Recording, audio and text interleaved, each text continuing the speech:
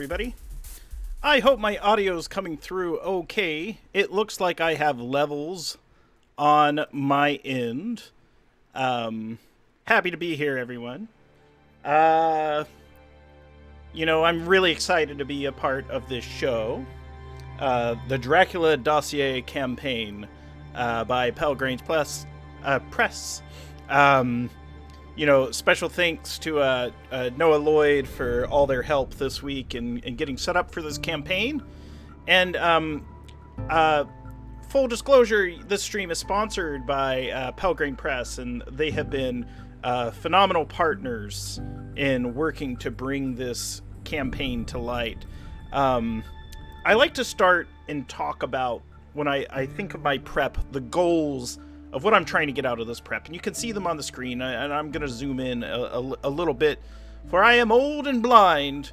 That's actually not a joke. I'm blind in my left eye, and as I'm aging, my eyesight is deteriorating. But thankfully, we live in an age of accessibility, where I have a lot of tools from screen readers and magnification devices to read what's on my screen. So these are some ideas that I jotted down about what I want to get out of the prep. First and foremost, I am a player-centric game master, or in this system, it's referred to as a director, which I appreciate coming from a background in motion pictures and television, directing the campaign. So I want to introduce the characters to the audience. Since this is a performative play show, we are going to play a game in front of an audience. I want everyone that watches the show to get introduced to the various characters that my players have come up with for part of the game. We have 4 players for this show, and we will be having guest stars on occasion. And some of these guest stars are we're in the process of lining them up. But as far as the players go, our players are Pro Restarter. Let me bring up the graphic. So this is the social graphic. This is actually Adobe Photoshop. We'll deselect and we'll zoom in. And you can look at these players under a microscope. First off, they're all wonderful people. We're all friends. We've played together before. We absolutely love this game. So Pro Restarter, I've played RPGs with for about 3 or 4 years. They are a British role player. They play a lot of different games online, a lot of different systems. They love diving deep into character and characterization.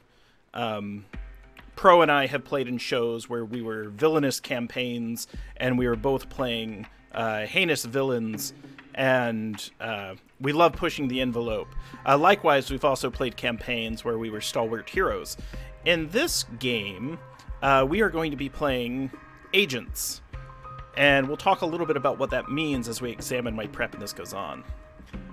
Pro is going to be playing an ex-military type who has suffered substantial hearing loss, which I am especially sensitive to, having lost hearing due to injury. And we're really excited to see where this character, we were talking about perhaps they have served as a trainer in special forces where mercenaries would be needed. I'm going to touch the music down just a hair. Speaking of my sensitive hearing. My other friend, Jess Meyer, Burst of Hope from the internet. Jess is actually one of the first people to introduce the game system to me, Nice Black Agents. And Jess and I have played a variety of game systems together. We have played with both Sharung and Pro together, but we have not mutually played with Lily. And Jess is a deep investigator personality type. Jess and I played a different system that involved all sorts of codes. It involved breaking different ciphers and number systems in order to unlock story content in the game. So a campaign like this is going to put a great investigative burden and cognitive load on the players. And so Jess is the type of player that's going to help perform some of that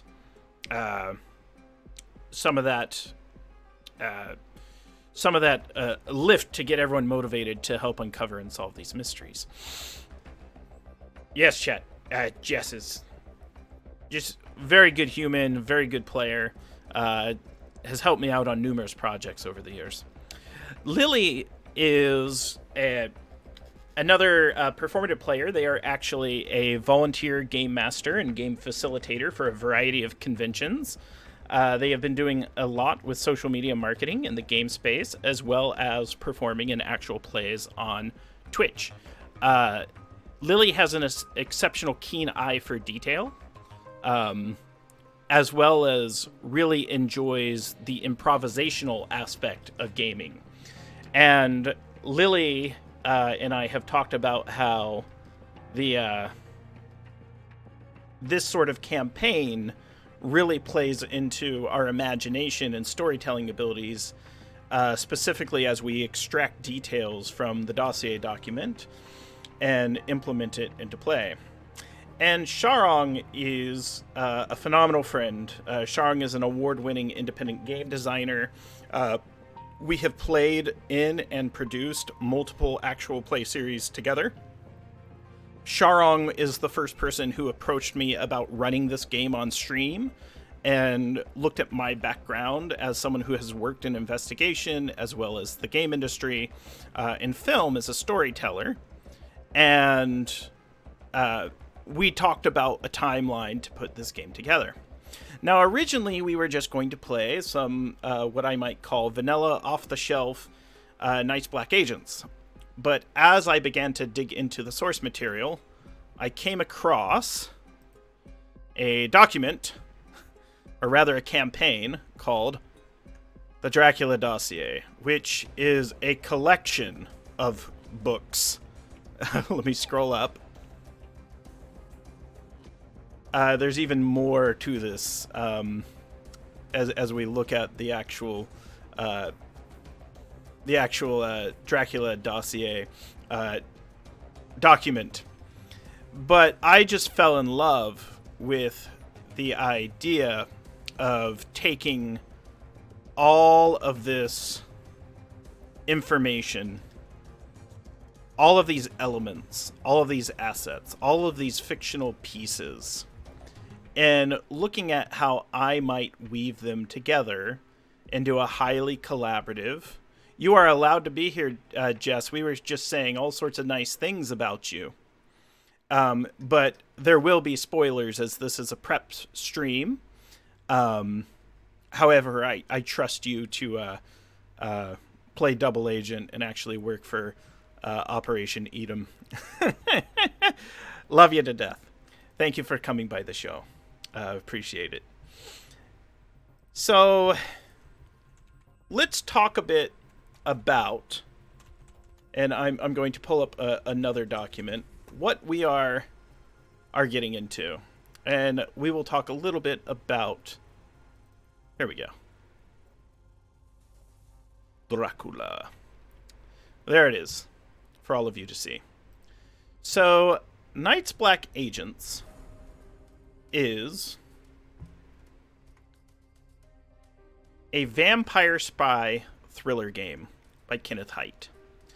And it is a game which allows us to adjust dials to change the game mode to tell very different story types. It is powered by the Gumshoe system. In the game, players have the ability to portray the roles of highly competent, highly trained, investigative types that have a very particular set of skills. And I'm going to talk about how I frame the game for my players. And I'm going to flip over to a document I made for a one-shot. So I've run Knights Black Agents for players who have never played it before. And this is how I present the game to my players if they haven't played before, using the available material that the book gives us. And here's what we frame it as. So I always start with what you are and what you do in the game. So you live in the shadows. Maybe you were a spy before you got burned or turned or just plain burned out. A criminal, perhaps. a mercenary, or maybe you once tried to bring secrets into the light. You might have been a journalist once, or a researcher who delved a little too deep. You know too much to go back into the daylight. You know about the vampires. You know there are inhuman monsters pulling humanity's strings from the darkness. You know they feed on the innocent. You know they're monsters, and they have to be stopped. So, with a few others like you that you can trust, you mount your own shadow war against the undead. Then I explained to the characters what they're playing. Now, this was for a one-shot, so I had pre-gens, and I had a shared Google Sheet a shared Google Sheet to keep track of our characters. Jess would make an excellent quadruple agent. That is to chat. So, Knight's Black Agents player characters are called agents. They're burned spies, ex-criminals, former special forces, and the like. They have, shall we say, a very particular set of skills. They're not part of any organization or agency. In this game, you're on your own against the vampires. They are, however, very good at what they do. So let's go back to our goals and talk about how, since for a number of our players, this is going to be their very first time playing in the game. So we go back to our goals. I want the players to be able to explore the mechanics of the system. I will probably produce to them a rule that in our first scene of the game, whatever points they spend for their abilities, those are going to refresh at the end of the scene.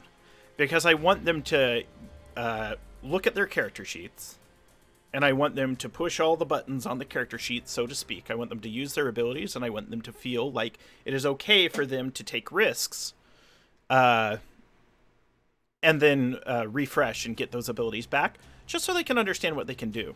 So that's another goal as well. I want them to explore the mechanics of the system.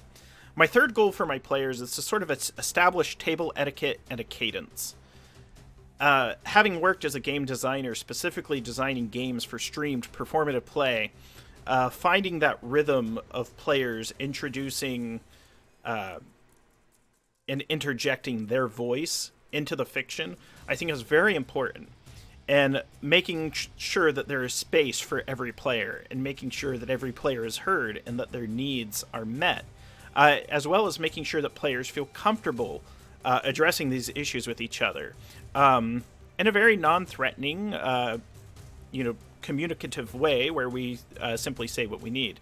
A good example of this is as we look back at our players, Sharng and I were playing a game on stream, and Sharng messaged myself and the Game Master privately and said, can we get through this scene because we've spent a lot of time on it, and I want to make sure that I have time to do things in the game as well. And we agreed to it. We made sure that there was space because we were kind of caught in a loop, and we wanted to make sure that we had time to put on a good show, which goes back to some of the other goals. Let's talk about my tonal goals. My tonal goals is I want this to feel like a good movie. Originally, I just said feel like a movie. But there's all kinds of movies. I want people to kind of lean in. In fact, this is how I would change it. I want the audience to lean in and watch a little closer. So, cinema is built on the idea of what we call lean-forward moments. A lean-forward moment is when we use a mechanism. In cinema, it would be a cinematic mechanism. In games, it would be a game mechanism. And the audience, they lean in. There's movies where they use jump cuts, and you lean in as lightning strikes, as the main character turns their head around, lightning strikes it as a jump cut, and they lean in. And that's what I want. I want the audience to lean in and watch a little closer. I want my players to feel like they are part of the story, not simply playing a game. I want them... there was a good quote by my friend James Introcaso in his article, James versus Dracula. He said, as I was reading the dossier, I felt like Dracula might be spying on me. And it was a great feeling, although a little terrifying at times. Lastly, I want the audience to be delighted. That's sort of the tone I want. I like to put on shows that are fun to watch. Hey, Happy Capster, good to see you in chat. So, the way we delight the audience is by being good sports, by not overburdening burdening them with the mechanical logistics of the game, by understanding the rules so that we can play efficiently, and by making sure that our technical perfection is just right. So if I'm playing music now, and the music is befitting the tone and theme of the stream, likewise I would want to make sure my music is fitting to the story. Likewise, I want to make sure that my characters look very good while they're playing the game. I don't want to bury the characters. And also, one of the ways you can delight the audience is by helping the players to have fun. That always grips the audience and brings them in closer. Most of those shows I produce are designed to delight the audience. Now let's talk about some of the campaign goals for this first session. One is I want the players to get the damn dossier. Well, let's go back to the Google document.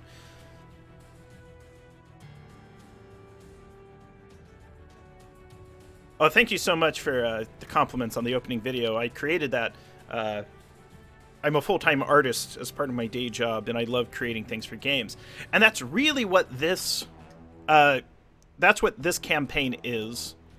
As I look at this, I'm going to talk about some of the components. So there's the Director's Handbook, which is full of information to help facilitate play, from organizations to characters, towards the integration of thematic elements, as well as a large overarching story. That is all part of the Dossier Handbook. There is a field manual if you are playing part of the Operation Edom, which is sort of the counter-organization to our characters. In this campaign, we would take these documents and we would use them as clues that we can disseminate to the players at appropriate time. And the book contains good advice for establishing the size of the organization, talking about how they integrate with the vampires. Hey, good to see you. Good to see you, chat. For those of you watching this on demand, we have a live chat, and they are full of some of my favorite people. So the Edom Field Manual is good for introducing solid clues. And it has good guidance for me as someone running the game, how to introduce it, how to future-proof it, so on and so forth. The Hawkins papers are another set of clues, handouts, etc. that I can give out. What I like about all these books is it tells you how to use it. For example, you might use these clues as a reward, or if we need to provide a plot twist, or if we need to provide insider knowledge, etc. We can take the material from this supplement, which is a variety of maps and aged letters. I'm going to fast forward to get through this. Some of these are handwritten, a little harder to read. Some of them are mission briefings back from Dracula's day, so on and so forth. But these are all props we can hand out. If you've played other games that are prop-heavy, such as Invisible Sun or other games, Dungeons and Dragons, you know, there's a lot of dungeon masters that make props and bring them into the game.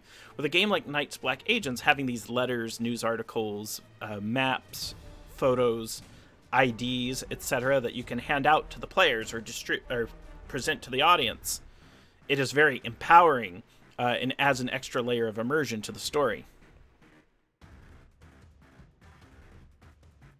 Now, the Edom Files is a series of adventures. One, you can go through the various ages over the past, 150 years or so, engaging with the various Dracula stories. But it also contains what I would call the crew or crux of my first session, which is going to be a adventure that I often run as a one-shot called The Harker Intrusion, which was available for Free RPG Day in 2015. So let's see if we can get to the Harker Intrusion. Lastly, good to have you back, Dan. Lastly, sort of the centerpiece of this campaign, its namesake, is the Dracula Unredacted book. What this is it is a first edition copy of Dracula by Bram Stoker. And all through the book are annotations. The annotations are in different color. We're going to zoom in so you can actually see this. This prop is going to be handed to my players. These notes were written by different secret agent organizations. And it is full of clues, leads, and guidance as to how to get to the heart of the conspiracy. Yes, part of playing in this campaign is asking the players to read a copy of Dracula. A sample of how a player's notes might look after they engage with this. Ride or die for Hopkins. This is someone who played the campaign in 2015. They were reading the book, and these are all story leads that they are willing to chase down while reading the Dracula Dossier. Each one of these, in and of itself, could become an adventure hook. And this is 41 pages of notes that a single player compiled. My recommendation for my players is to use a shared document and color code their leads, and to take these leads and use them to help guide and direct their campaign. We're not here yet, though. For my players, have not yet uncovered the Dracula. Yeah, replayability. Let's talk about that as well. As you look at sort of the personas inside the Dracula Dossier as well, we're going to jump to some of these characters. When we click on these characters, and we will just go to Parker. Let's find him. So, 2011.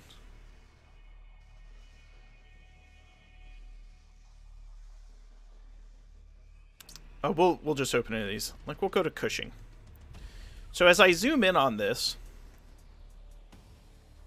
you get Cushing's name, possible roles, gives them a couple different roles, and then says how you might use them if they're an asset, or if they're a minion of Dracula.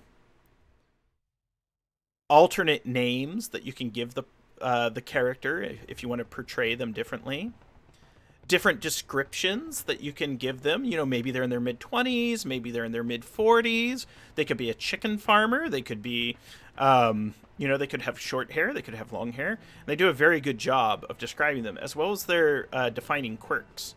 And it also tells you where they show up in the dossier through the different documents.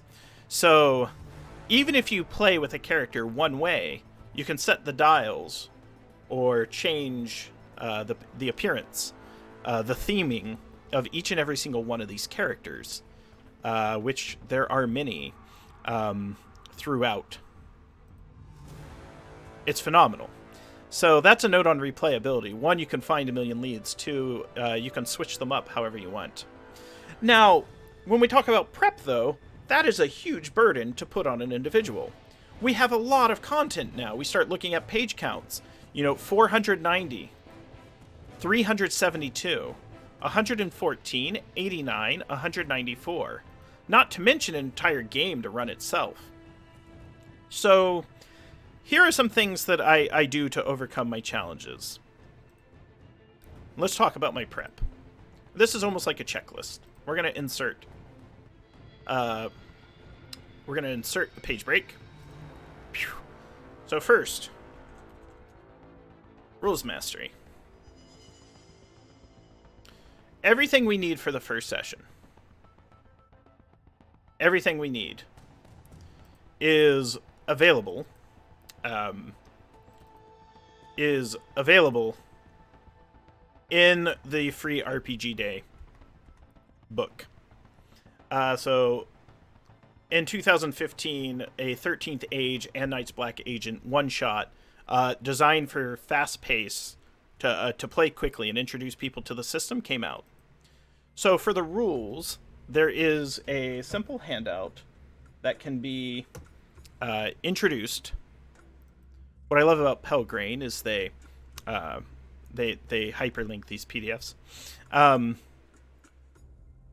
I can use essentially the intro to this and hand it to my players to explain all the basic rules and give them a quick guide to explain how some of the abilities work, and give them kind of a cheat sheet. And the game is very simple. Investigative abilities are automatic. General abilities require a roll.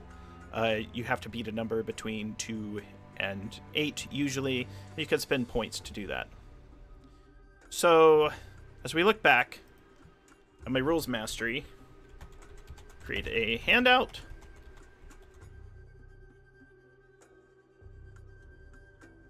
For players, they all can see. So now that's in a PDF. It doesn't help if the PDF is on my side.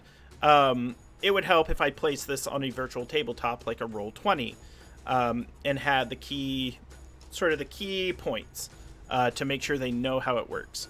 I actually think I have another cheat sheet as well, right here, that gives the generic rules. So these are generic rules. This is a lot simpler and easier to read. It's larger text. Very easy for the players to understand the basic mechanics of the game. Part of that we will learn through play as well.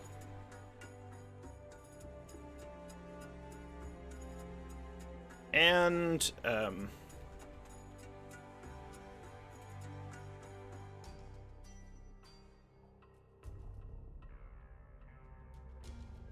something else I did in advance is run a sample one-shot off stream with friends. So I ran the game for some friends of mine to sort of get a feel for the flow and see where I needed help with. And what did I learn? I need to review chase rules. So what I did when I ran my one-shot, I prepped. I found a sticking point, which is on my rules. The next goal is understand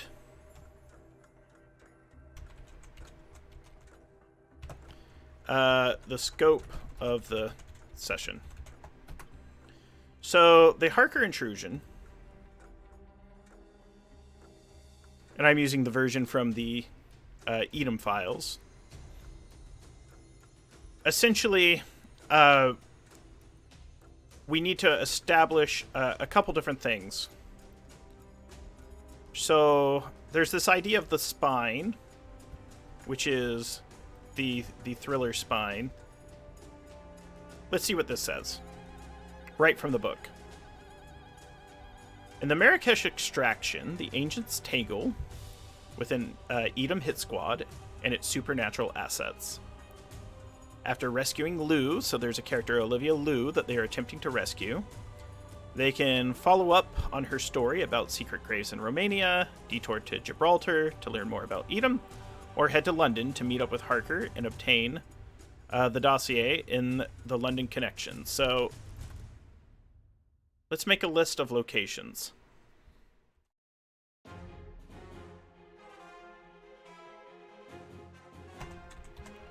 Marrakesh, Romania, Gibraltar, and London. They tell this to you here, so I'm pulling these out. So there are 4 almost mini stories here in the Harker intrusion, and here are some things that I did. I read through the adventure, And then I created a small map in my head of these are the locations.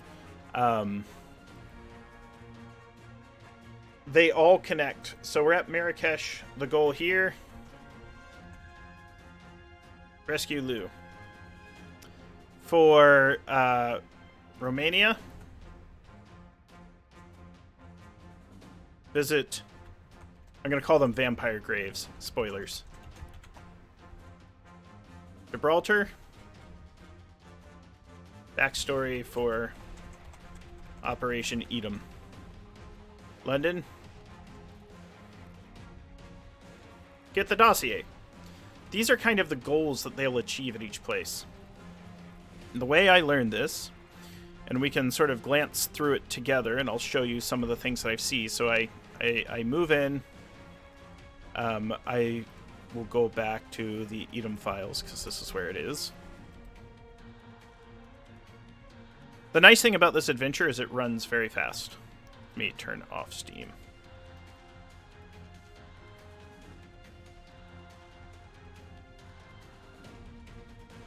So, as you read this, it very clearly sets up the framework for the adventure. And I say it sets it up very clearly because I've read through it. In my document to my players, as we come back to my one-shot, you remember I talked about, you were once spies, etc. I then tell them exactly what they have to do. This is a royalty-free picture that I licensed on Shutterstock. So I actually got a photograph of Marrakesh, the market that my players would be at. I want them to see it. I do this as part of my prep.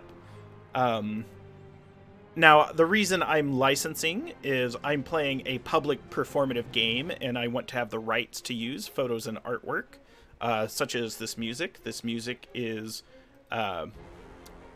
property of Pelgrane Press, if you'd like to pick up a copy. I'm going to drop a link in chat. But I asked them for permission if I could play the music on stream. The album is Dust and Mirrors. There are some phenomenal composers on it. Hashtag sponsored, because they are paying for production. I write the hook to my players, and this is exactly what I wrote. We kick off in the middle of the action. There's an American freelance journalist, Olivia Liu, who's on the run from bad guys. You're going to get to her first, and she's in Marrakesh. My players will know immediately when they go to Marrakesh that they have to get to Olivia Liu. Now, how they do that, there's a bunch of different ways. They all have custom abilities. They all have different approaches to investigation. Typically what I do as part of my prep is I have a note to myself to ask my players a couple different ways that they might decide to approach this problem, and how they might use their abilities or things they might have done in advance. If they're going to bring weapons with them, I let them know there might be a role. I also let them know you can buy weapons in Marrakesh. If they've made a character that's something like a daredevil stunt driver, and they're worried about, they're like, we're going to have to find a way to force cars into this game. Not necessarily, it takes place in modern day, so there's cars everywhere. They will have access to do all of their cool things. The next thing I do is I write down some assumptions. So this assumption is going to be that all my players know and trust each other to one degree or the other.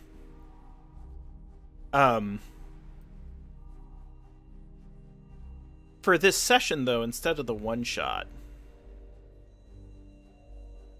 let's add a beat to this location. Beat. Scene to get to see the characters and learn their relationships. I like to keep this very vague and improvisational, and sort of when I play some other games, I might ask a character, tell me about your morning routine. How does your character get ready in the morning? Just to kind of help them reset their brains and get into character. They go, my morning routine. All right, let me think about that. I get up and I shave. Okay, you shave. Clean shave? Are there any patterns? And they start talking about how they groom their facial hair if they have it. Or they might talk about what they make for breakfast, or if they skip breakfast, or how they always wake up late. But what I want to do is I want to talk to my players in advance and start thinking about the relationships and how this might come into play. For my game, since it's online and we are all social distancing, as this takes place during the COVID-19 pandemic of 2020, when we recorded this video, we have a Discord server, and we're beginning to talk about our character connections and how and why we might know each other. When I ran this for my one-shot, where we didn't have the luxury of all that prep, I asked them, I said, okay, which of you already, only 2 of you already know each other. The rest of you are trying to impress the others. So we can talk about how we can build these relationships. The real key to this scene, though, is rescue Lou.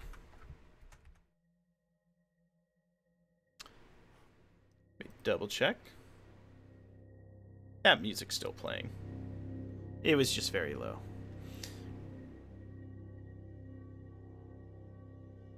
I took here, this is a separate document, and the reason I set it up as a separate document is I wanted clean pages of each location. So I simply set up, this is Marrakesh. This is Gibraltar. Why are we going there? And I try to lean into the key idea of what's going to happen there. In Marrakesh, we need to rescue the American journalist. We need to have an opening scene. And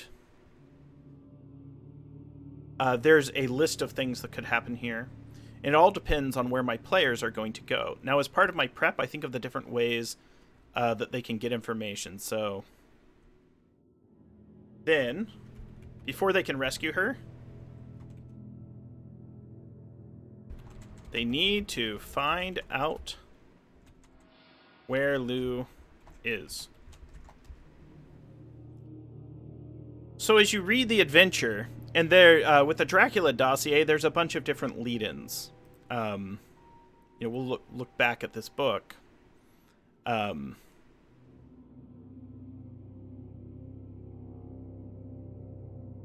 As we look back at this book, there are scenario spines.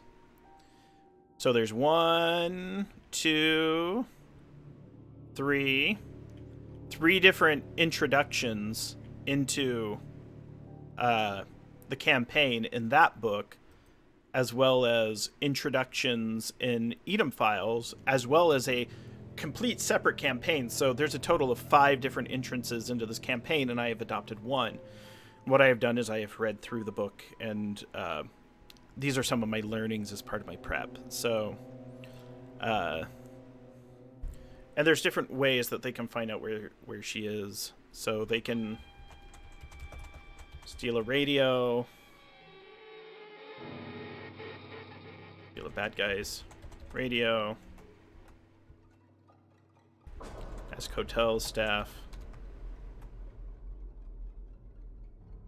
survey the city. The next thing that I need to do is establish the threat of Edom. Now, this game is the antithesis of a railroad. It's not like what I would call a dungeon design scenario. So in dungeons, you have rooms, and each room connects to another one physically, and there are planned encounters in each room. A game like this seems to be maps of ideas that interconnect. And a lot of the advice I have on this game is your players are often going to introduce the best idea. So I'm going to add another beat, though. These are things that need to happen. So they need to find out where she is. And kind of going along with that is I need to establish the threat of Edom. I'll put bad guys. And there's a couple different ways. So there's local jerks is what I'm going to call them. I'm calling them jerks because they try to kill the player characters. The kill squad. special operatives. And there's also, as we go back to the Edom files, Harkness.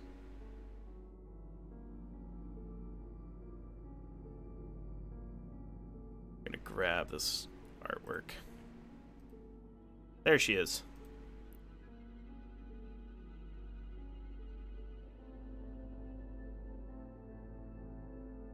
Ah, I'm sorry I'm coming in and out on audio. I'm not dropping any frames. Ta-da! Alright. So, how this happens and when, we know we're probably going to start, and we know that the characters need to find out where Lou is. What might not happen in order, though,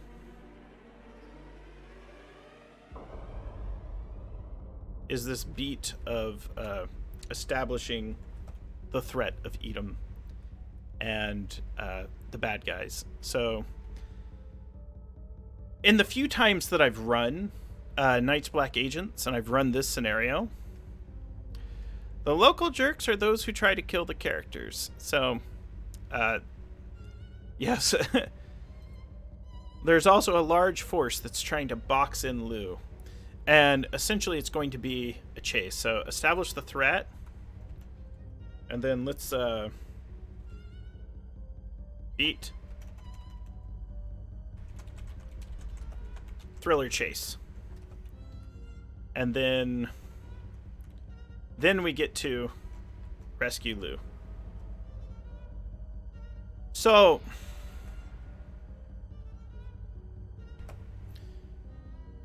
and then it's going to be an exit. So yeah, the street toughs, some of them are trained in martial arts, some of them are a bit doofy, some of them are, the kill squad. They're very, very dangerous. There are a few things that we need to account for, though. Another goal that I'm going to list for my character or players up here. Learn the rules of the world. And here's why I'm adding that. Now, if my players show up and they go to a hotel and they encounter these local jerks and they get into a fight with them and they murder them, it's going to draw a lot of heat.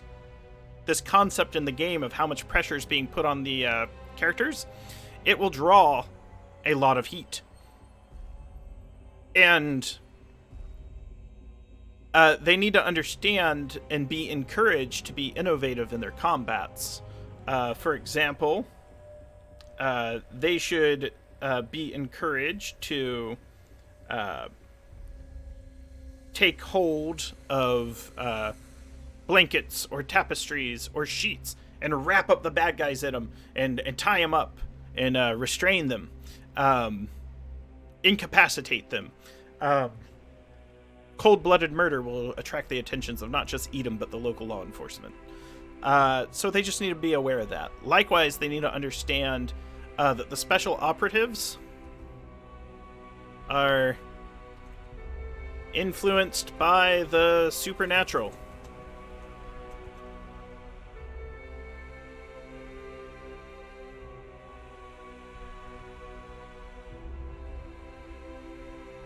Something I notice here is that Harkness had a syringe of Seaward serum given to him. And so as we look at this, it's on page 51. So let's... Aha! It's important to, be aware of what this might be. And we're going to attempt something fancy in my prep document.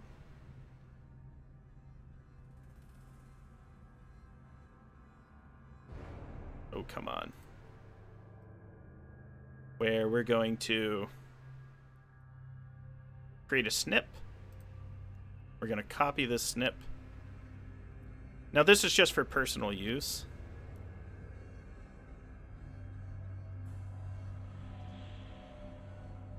We're going to shrink this down. I can change its size.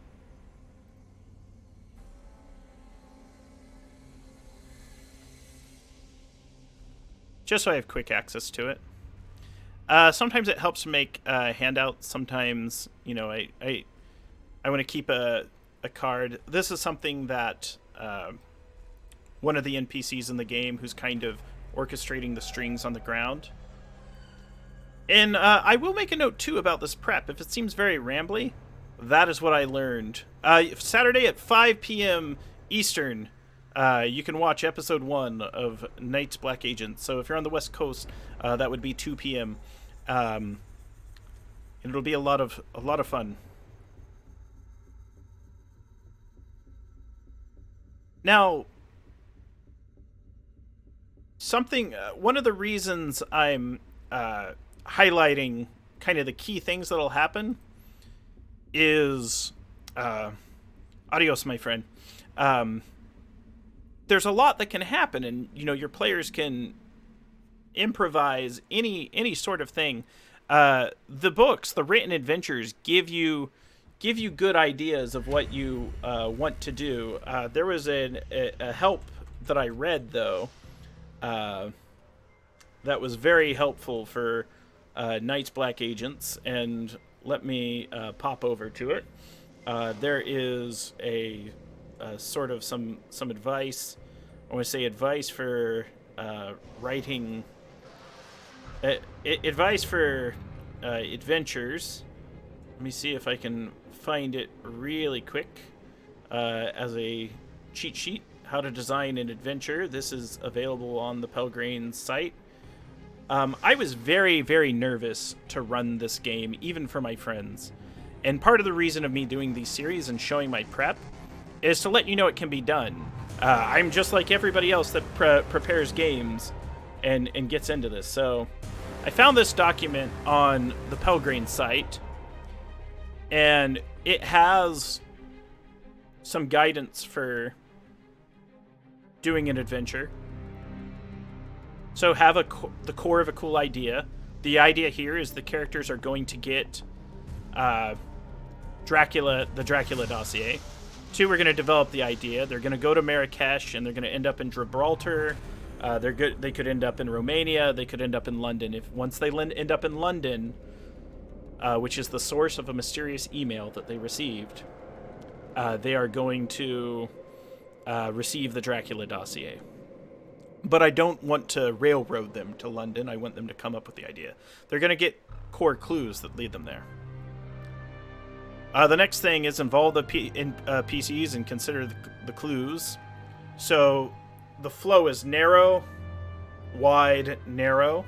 So we start very focused in Marrakesh. Then we could go anywhere, and then we're going to narrow in on that dossier. Follow the logic through. So as we find these clues, the clues should connect. If an individual in London sent the email and the contact with Lou was in London, and they divine or devise that the person that contacted them and put them on this job to rescue Lou is the same individual, then they've put 2 and 2 together and they'll end up there. The number of times I've run this, some people end up straight in London right away. Allow them to be clever. They're going to do really cool things because they are, as we talked about, highly competent, highly trained agents. They have a lot of abilities. And aim for a big finale. So the takeaway is make a cool bad guy, cool plot, cool henchman, set the players on the right trail. Anything they do to follow the trail, if reasonable, will get more information. And then give them information consistently. So this right here at the bottom, I was terrified to run the game. And just that takeaway where it was like, hey, cool bad guy, cool plot and henchman, players on the right trail, and then just give them information and see where they go. When we talk about that tone of the game, when the last group I ran this for ended up encountering Harker in London, they were just flabbergasted. You know, they were highly impressed by the appearance of Harker. They got to him, and he didn't live very long. Like, they realized that's life is fleeting, and he ended up, it ended up not turning well as the vampire agents did him in. The supernatural did him in. So, back to this sort of document. The correct document, not the wrong document.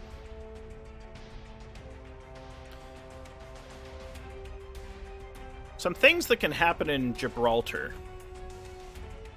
So in Marrakesh, we're going to see the characters. We're going to find Lou. We're going to learn that there's bad guys here. There's going to be a big chase. And then we're going to exit out of the scene to someplace. Then we could end up in Romania. We could end up in Gibraltar. Or we could end up in London. And then let's just go down this list and figure out the things that could happen there. We know the key thing is to deal with these vampire graves. Let's take a look to see what this says. We're going to use the Edom Files version. These are the special operatives. They're terrifying. But they have powerful abilities that can be used to punish and terrify the players. So right here, it tells you, you can end up in Romania, you can end up in London, you can end up in Gibraltar.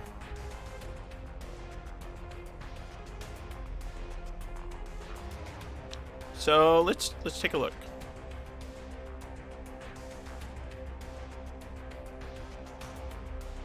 So it's an alternate scene. So this I've already pasted in my document. This is sort of the framework for it. So there's some investigation they do in the area. As they're going to obtain clues to drive the adventure forward.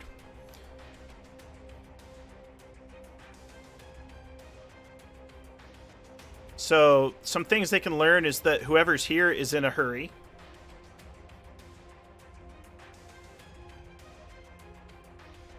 There's characters that could be involved, and it points us back to page 292 of the Dracula Dossier, or the Director's Handbook. And more information. So let's write down questions for us to answer.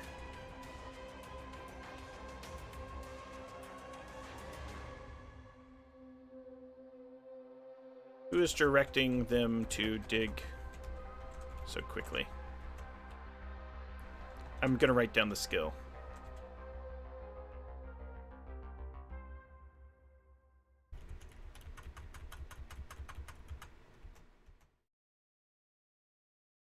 I apologize for the terrible formatting on this document. So if each of those leads, I like to figure out questions to answer. And one of the reasons I do that is I think when we play these games, particularly investigative RPGs, knowing why we're playing, and we're playing to answer a question. So what do we want to find out by playing this game? We want to know why they're digging so quickly.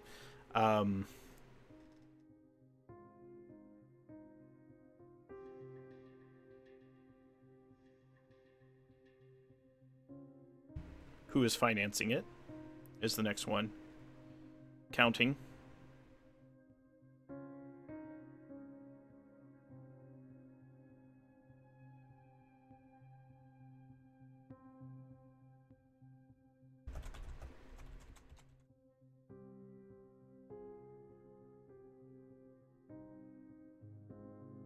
And you notice, even though it's alphabetical, these skills are very different. Archaeology is quite different than accounting. You know, Indiana Jones versus... You dumped your stock of vampire graves. Good to see you, Improv GM.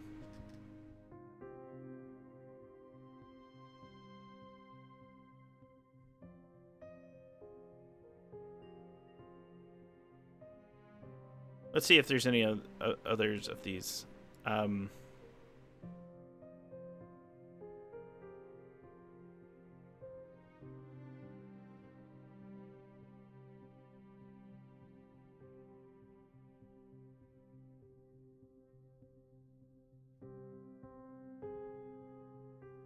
What type of defenses do they have?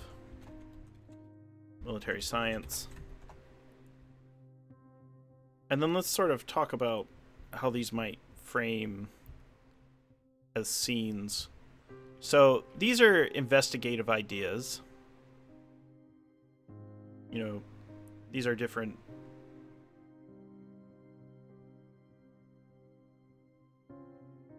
One of the special agents from Morocco, the special operatives, might be here.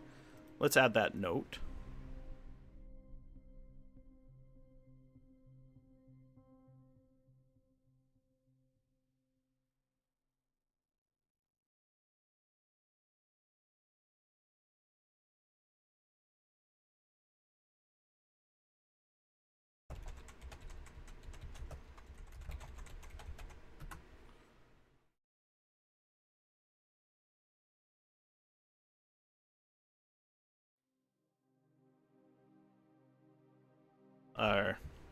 We have looped our soundtrack. Some of the next things we need to figure out is... And I want to talk about, too, how some of this prep... it might seem like, okay, this is a lot, we're taking a lot of notes. Mostly I'm... The reason I'm writing things down is... I want to be able to have touchstones in my memory to draw upon when my players make decisions that maybe I didn't anticipate. The last time I played this game, they went from Morocco to London. In like 3 hours, that was that. They didn't touch Gibraltar. They could go, if they weren't playing a one-shot, they could end up there one day.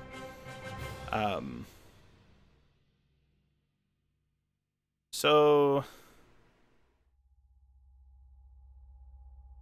let's figure out what's going on.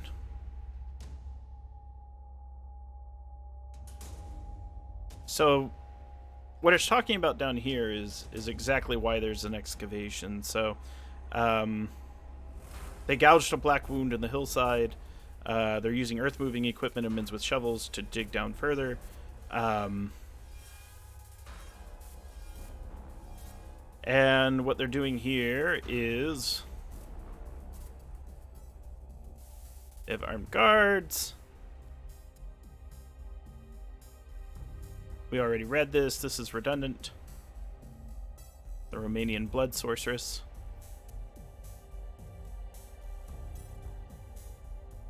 Agents can sneak in.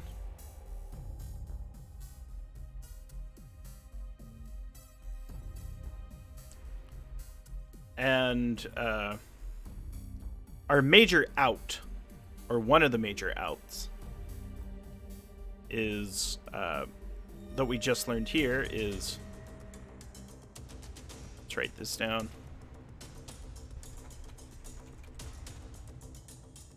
Capturing and interrogating an Edom operative will reveal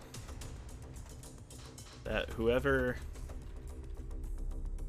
the dig site to Lou Parker doomed.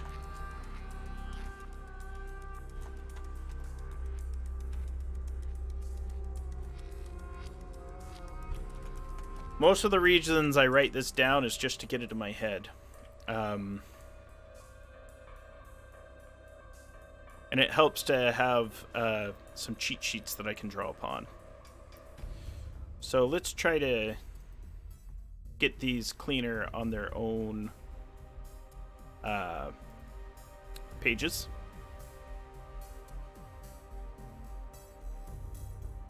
Whoop. Gotta bold this. Figure out who's in charge of the operation, who's financing it, what kind of defenses they have, answer those questions, and we're able to do it.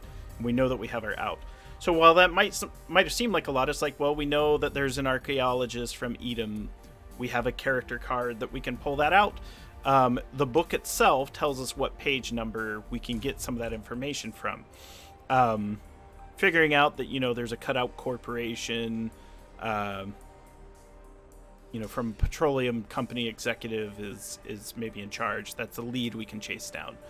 Then figuring out that, okay, this looks like local thugs, but also there's the blood sorceress we failed to kill earlier. It's her again. Snakes. Why did it have to be snakes? And if we get in and we capture and interrogate someone, we can learn that our man in London is doomed. So if we end up there, very similarly to the first one, we have some beats. We're going to investigate the area. We're going to have to learn about it. We're going to show up at the dig site. We're going to spy on it. We're going to have to sneak in. And then we're going to have to get more information, figure out what's going on.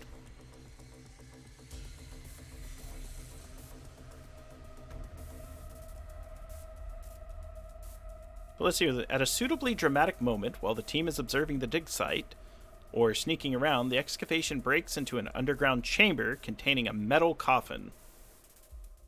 The coffin contains a slumbering vampire. The Edom officer's mission here is to reawaken the vampire once they've taken proper precautions. The sorceress demands they open it immediately, but is argued down by the Edom archaeologist. They'll wait until the following dawn before bringing down the blood from the storage container to revivify whatever's in the coffin. This gives the agents a brief window to take out the monster before it's awoken. Possible options. The world is a vampire. So let's see this. So let's answer some of our own questions. So let's look at 292 and 293 in the Director's Handbook. So let's go to boom.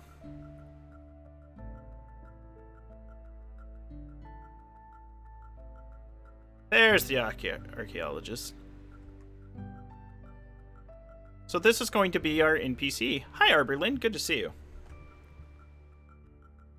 It's either going to be someone from the Intrusives, or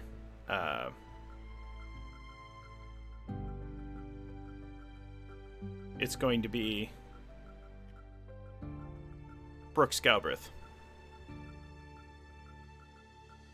So we're going to copy this picture over.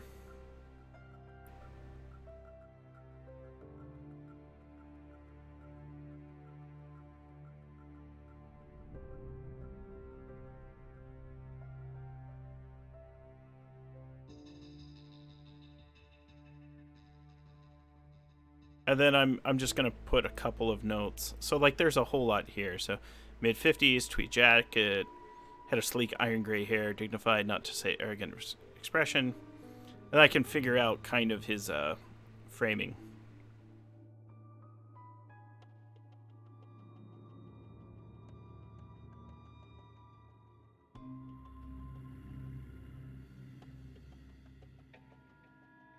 I'm going to put that he's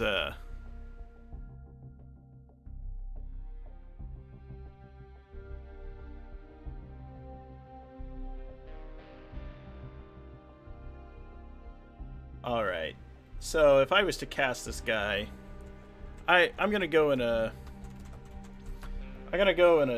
different direction.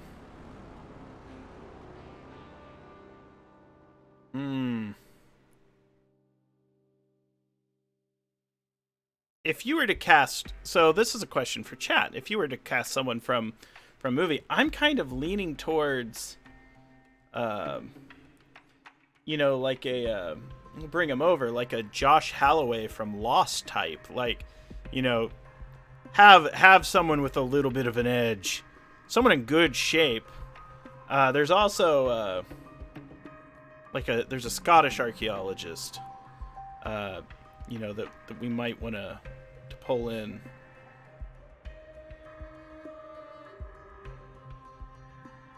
Get a get ourselves a good actor. But that said, we'll say early 40s, large frame,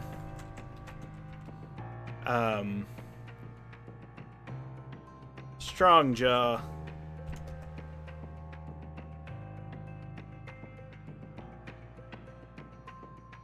denim. Some of this we're getting from this, because it's bringing some things to my mind. I want this archaeologist to be portrayed, because they're gonna meet Harker later, and what I don't want is like Harker, heavy Harker, right? I want this large frame.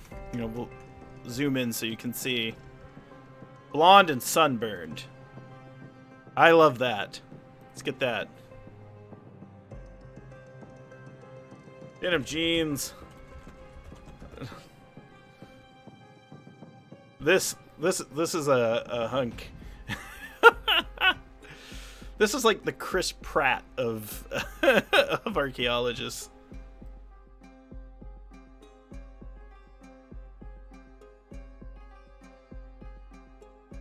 Someone a little older. This is like the Brad Pitt. Except Brad Pitt's not hulking, so get a big guy. Like Jan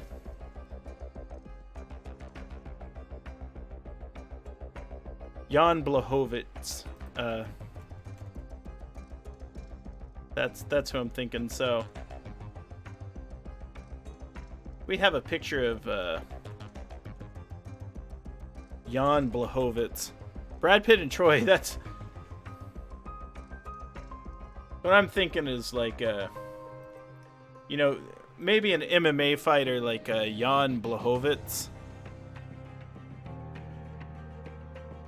Like someone strong, you know. He's Lara Croft. But Jan Blachowicz is a Polish mixed martial artist. We'll delete that as it's a copyrighted photo that I don't have the rights to. But you know,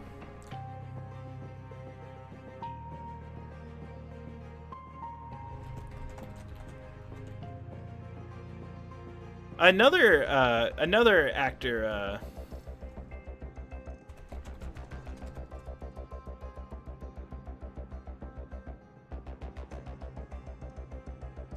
Like this is another Lost actor, but having someone like Naveen Andrews, right? Like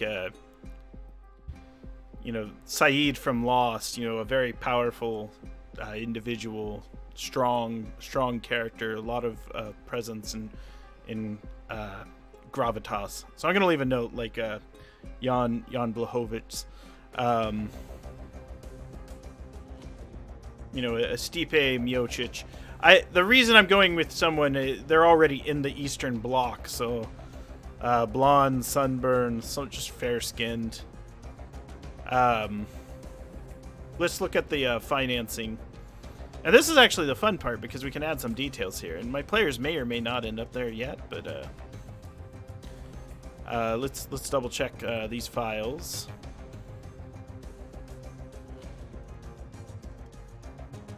And it's got to be the petroleum executive. He looks a bit like Idris Elba. Let's see if we can get there.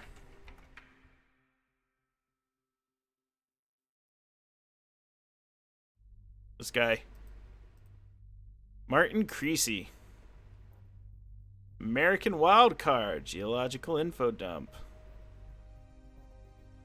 That's going to be our Idris Elba. I say that. Idris Elba, it's another fighter. He's had professional Muay Thai fights. For a fellow Yank in Dracula land. Luther's a very good show.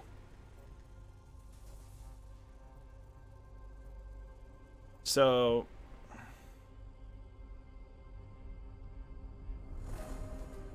different ways he can look.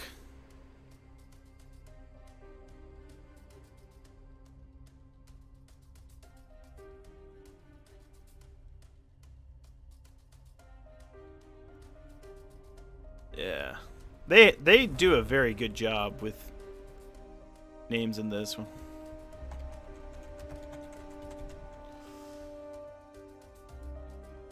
I think I'm gonna give the quirk, you know, it's gonna be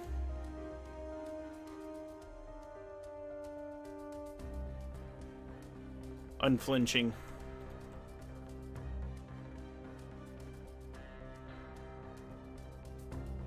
Mid-50s.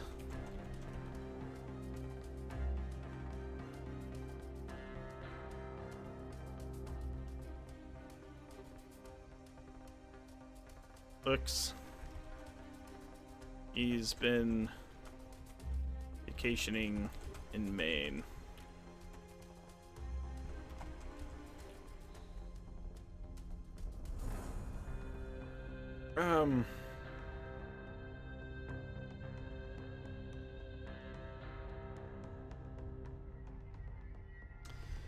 So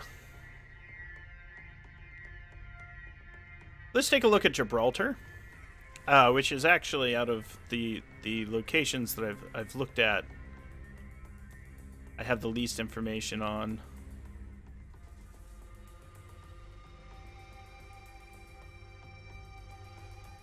So this was a signals intelligent network station where there's an Edom. There was an Edom outpost here, I believe. Let's look at some of the text here. So some of the conspiracy agents. There's conspiracy agents, the bad guys that we talked about. Conspiracy agents in Morocco came from Gibraltar. So this is an optional scene, and it's going to provide extra content. So if something gets cut from the session, it'll probably be this, because it's going to need to... there's going to be a lure. Excuse me, I'm untangling my legs. So... let's see.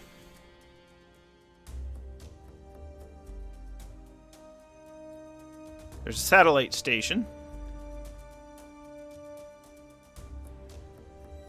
Hey, how's it going, Klaus White? Good to see you. We're doing a little bit of RPG prep tonight. So let's add some notes here. So Gibraltar, it's going to require find the satellite station.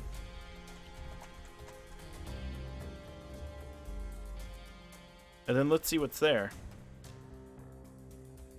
Because this I'm less familiar with.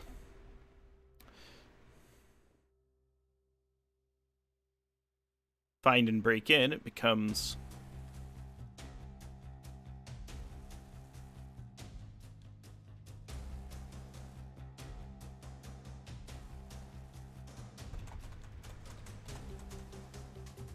so find and infiltrate the satellite station.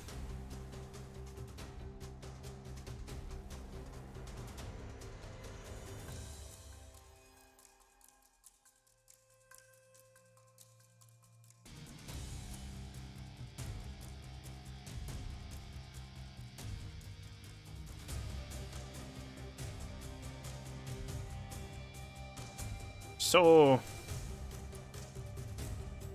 they get in. They learn that it was recently shut down. So and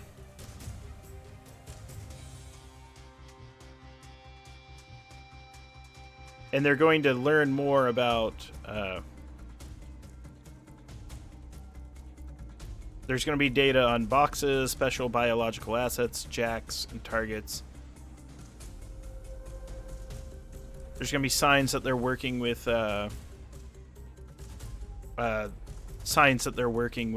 vampires. So I'm going to add a note to all signs point to The vampire conspiracy. Introduce the concept of Operation Edom. And then there's some alternate chord clues here, so...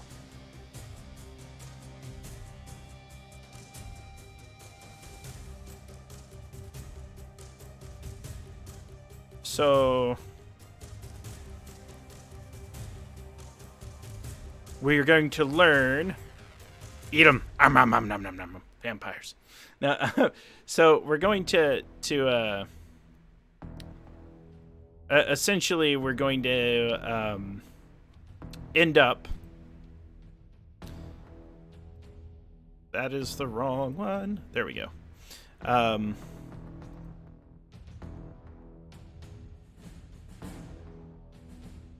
Learn about Romanian graves. Learn we are being tracked down. And tell our source in London. The Bloodsucker Prize. That's very good. A Muncie girl. Go Eagles. Sorry, Hudsucker Proxy reference in chat. You gotta give it respect. Not counting the mezzanine. What a good film. A Coen Brothers film, I believe. But, until our source in London. Something we need to talk about is putting a bow on this, because I haven't talked much about the prep other than, oh, hey, I'm using this adventure. So something else here. So...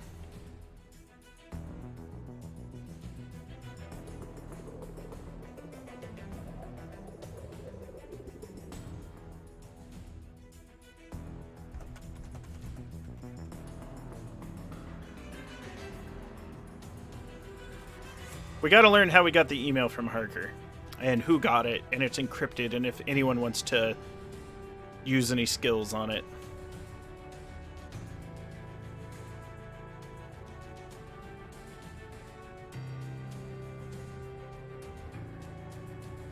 So you can see that we've already had 2 outs point to Harker.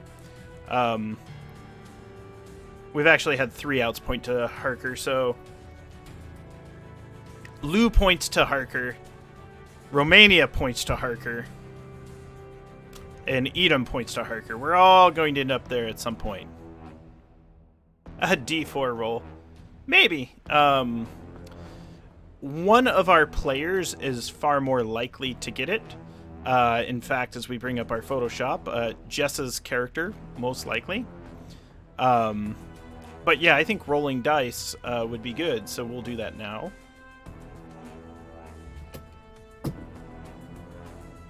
I got a 4. Sharong will receive it. So let's look at and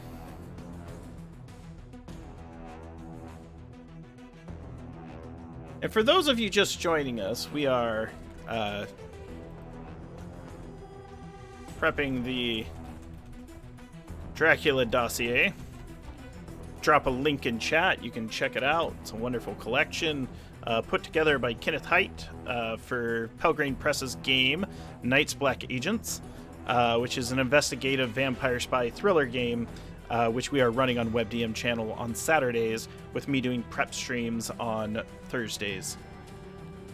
So, let me see if I can pull up quickly our character sheets for the game. I almost pulled up my word count for my game design work. That would be terrifying, wouldn't it?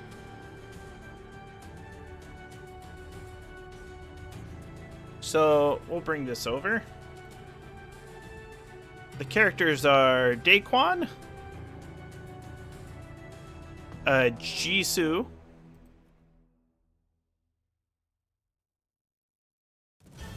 Antal Kuri, and T. And I'll tell you a little bit about all of them. So T is actually our expert in occult and vampirology. who was on the social scene around Asia. T is played by Lily Sparks from Twitter and other shows. And T, her parents were government operatives, and she ended up involved with various different mafiosos, etc., through the club scene. And noticed that the club scene was actually recruiting people into the vampire conspiracy, and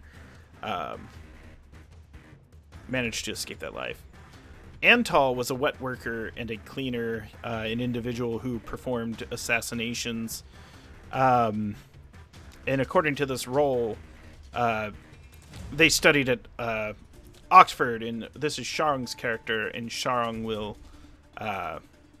end up essentially receiving the email and being the first person to get it. Jess is playing the hacker, essentially. They will be the master infiltrator and going all in on various electronic surveillances and counter cryptography and things like that to figure out what all is cracking on the digital side.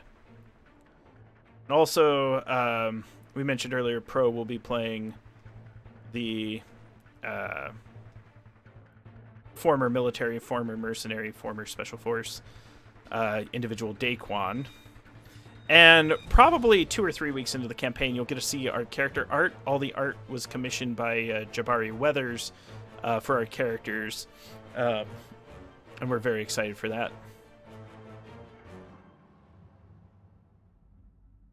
So it looks like Sharung will receive it.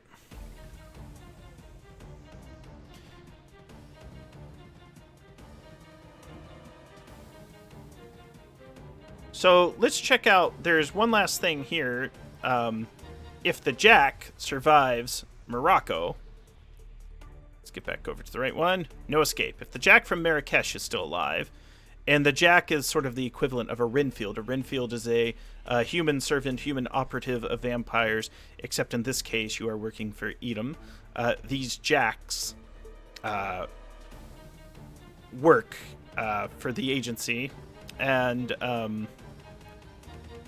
he will show up at Gibraltar if he lives.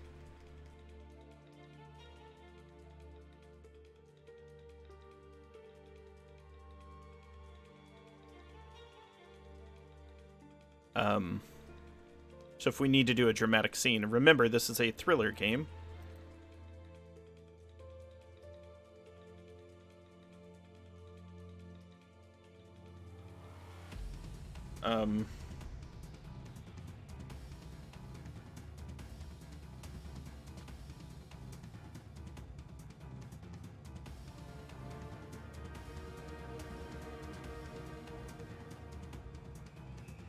So lastly, let's talk about London. And London is relatively simple. When I've...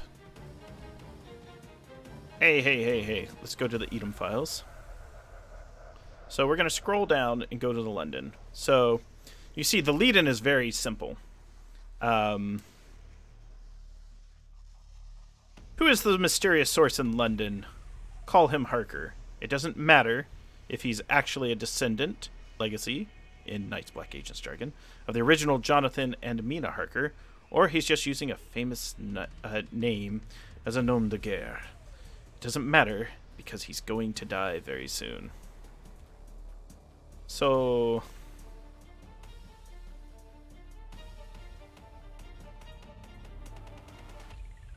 here are the steps in London. They need to make contact with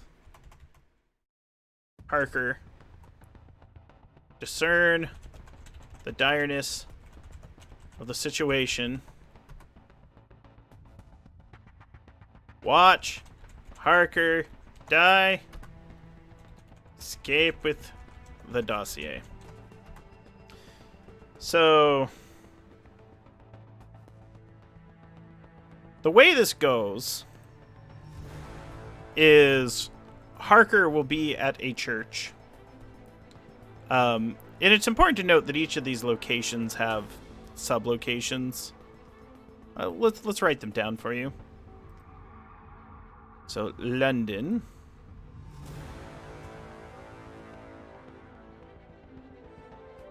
Airport. Hideouts. And church. Gibraltar.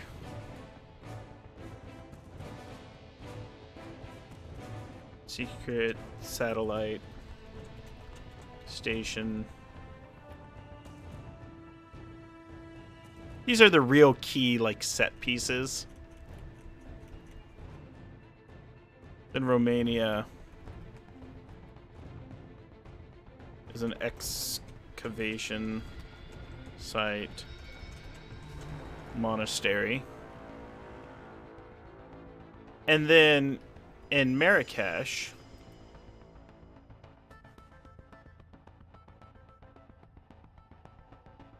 there's going to be airport, hotel, markets, and there's a location called, like, I want to say Jima El Fana. Jama Al Fana. Any hotels, hostels, etc.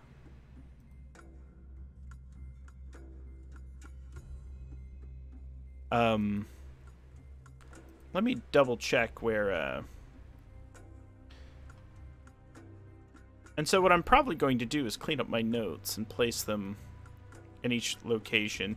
This is very good to get, this is beautiful artwork. That all this is licensed. I licensed through Shutterstock. Let's double check, though. When you have the conversation with Olivia Liu, where that takes place, more or less.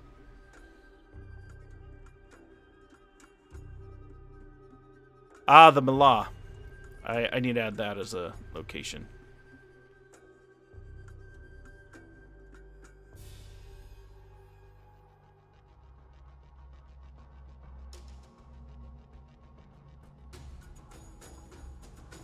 Previous. Which is the old Jewish quarter.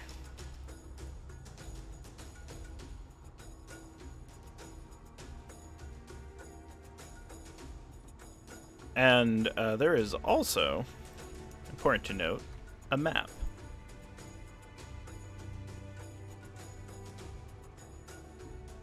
The Riyadh Rouge is the hotel. Darcy Saeed. Hospital Riyadh Al. Apologies for any pronunciations. The old cemetery. It's important to note, too, which places, holy sites, etc., places vampires might not go. So we're actually going to drop this map into there to get an idea. If anything, to get this idea for scale.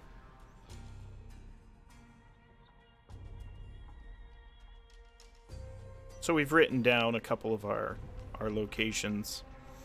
The next thing that we want to figure out here is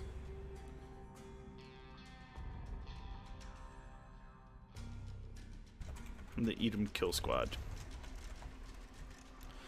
So this is a lot, and we've gone through, when you look at this, 1, 2, 3 different source books. And we've written about 6 pages of notes. Yes, it's large text, but it's still a lot. This all seems like a lot, but let's start deducting it. most of what we've done is tonight we've talked about our goals. We want to introduce our characters to the audience. We want it to feel like a movie. We want to make sure scenes move fluidly. Right now, if you ask me, and we will switch, so I'm not cheating. And this is silly and childish of me to do, but I know the adventure starts in Marrakesh, and my players are going to track down Olivia Liu. I know that she's in the Mallah, which is the Jewish quarter, and there's a lot of different ways they can get there. They can go to a hotel and find clues that she'll be there. They can steal radios from secret agents, and those secret agents might have special abilities that make them tougher to defeat. There's going to be 2 operatives that show up. These are the equivalent of the Saiyans in Dragon Ball Z. There's the Blood Sorceress and the Jack, and they're both very powerful. They're exceptionally strong, and they will go after our party and attempt to kill them. The goal in Marrakesh is for my players to get to the journalist, Olivia, and rescue her and find out what she knows. We're being tested. That's why we need to find her. Someone sent us an email. We have to find Olivia. We know she's in Morocco. We've got to get to her and save her before the bad guys do. She's going to send us to either Gibraltar, Romania, or London. The goal in Gibraltar is to expand what we know about Operation Edom. While we're there, we're going to learn a couple things. One, how old that operation is. We're going to learn that the facility in the secret satellite base is being used for a couple different things. The next thing we're going to do is we're going to learn that we're being tracked and we need to get back to our source in London, make contact with them, and let them know that we're in danger. Likewise, we could end up in Romania. There's an excavation site. There's photos that Olivia has of this excavation site. She couldn't get too close, and she was getting chased. They've uncovered a vampire coffin there, and there's a chance that the vampire is going to be awakened inside that coffin, and all signs point to the vampire conspiracy being involved. Hence the coffin being opened. What we learn in Romania is that let's double check. We gotta cheat, but that's why we wrote everything down. We learn that the individual, if we capture an Edom operative and interrogate them, we learn that Harker is doomed, and we better go warn him. And when we do end up in London, that's where we're going to have to make contact. Now, having read it, we know that London, all signs are going to point to Harker is losing it. Harker's going to die, and in that process, deliver the Dracula Dossier to us. We know that it's a collection of documents, files, and including in it is a first edition of Dracula that has been filled up with annotations by various agents and organizations that have been attempting to track down Dracula and convert him into an asset. We know that at least 4 different groups have gone through this copy of Dracula, and we'll zoom in so you can see their notes. My players are going to use this as an in-game prop that will direct us into new story leads, and it will drive the campaign forward as we pursue these different leads and get to the bottom of the vampire conspiracy. Some of the things that we didn't talk about yet is the very nature of Dracula's conspiracy. We didn't go that deep into exactly what Operation Edom is, and we didn't talk about ways that Edom will fight back against our player characters. Some of that information is going to reveal itself over time. This is a collaborative campaign, highly improvisational, and requires buy-in from my player characters. So I don't want to make every decision now. Typically, when I make the various pyramids, etc. in the game, I only fill out one arm in advance. And I'm very excited to see this come down. So I hope that you have enjoyed this stream, this prep stream. We have a variety of NPCs, from this petroleum executive to the archaeologist, that we're going to introduce into the game. I'm excited to play with my players. And this is sort of our first look. It's our first prep scene, and I wanted to sort of give you an insight. Really what it boils down to is I wrote down my goals. What do I want my players to get out of this, and how can I help them learn the rules more efficiently? When we actually do play the game, I'm going to need to help prompt and drive my characters forward. There's going to be these different clues and these different locales around the globe. And I want to make sure that I know what those are when my players begin to use their abilities. It's a very player-driven game, but it's also a whole lot of fun. Every experience I've had in the game so far, running it with various players, has been extremely positive. And I say that wholeheartedly. If you're interested in picking up a copy of the game, I'd like to send you my link to pick up a copy of the game. So I will put it in chat. If you're watching on YouTube, it will be below the video.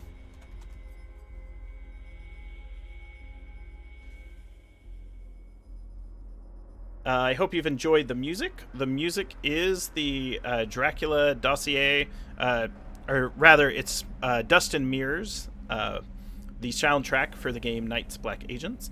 Also alludes to 2 different game modes. You can pick up a copy of Dust and Mirrors as well.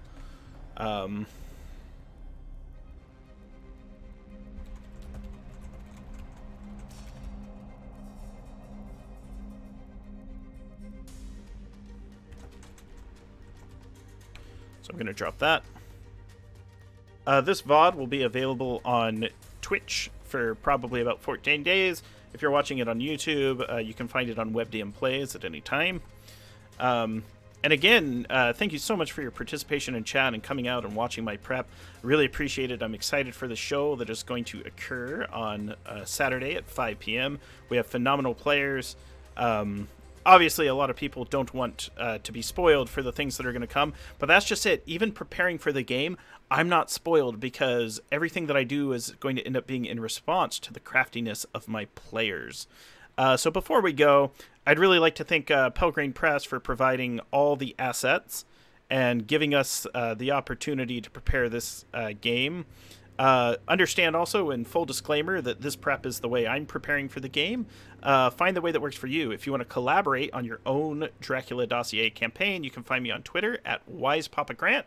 I will drop that URL into the chat. I'm already collaborating with multiple people on their Night's Black Agents campaigns. And before we go, I'm going to leave you with our intro video again. Also, special thanks to Kat Tobin from Pelgrane for collaborating with me on the series, Sharang Biswas for suggesting that I run the game, and Noah Lloyd for being extremely helpful facilitating the logistics of production, from making sure that we had access to the soundtrack, the documents, as well as the opportunity to provide you all with the links. Let's watch that video one more time and have an excellent evening.